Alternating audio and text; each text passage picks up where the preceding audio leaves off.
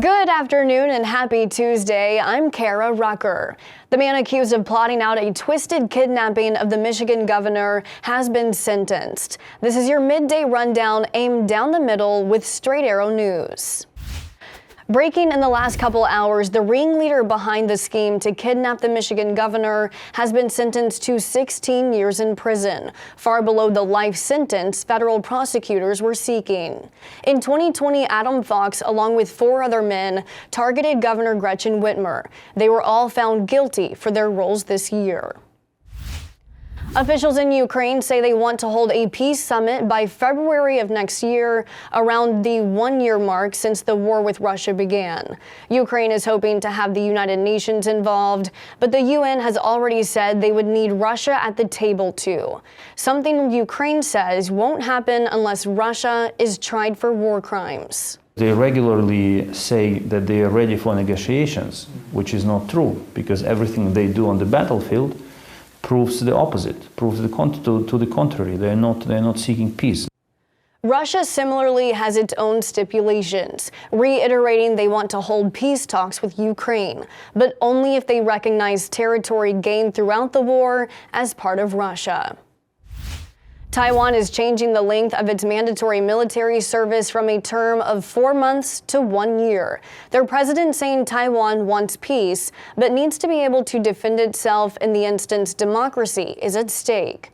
The move comes as a response to the mounting tension between Taiwan and China over Taiwan's sovereignty. It's been a year of escalation as China's military ramped up air drills near the island and made threats to the U.S. over its alliance with Taiwan.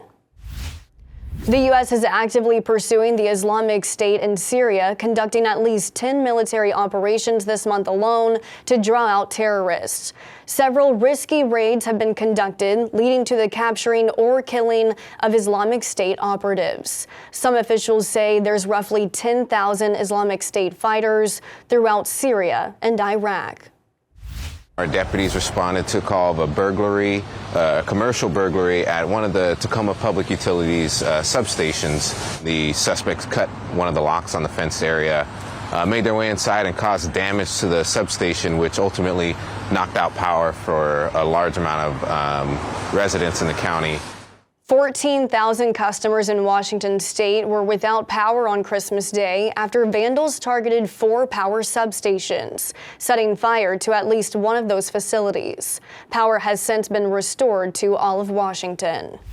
This vandalism is becoming a trend, sweeping the nation, particularly in the Northwest.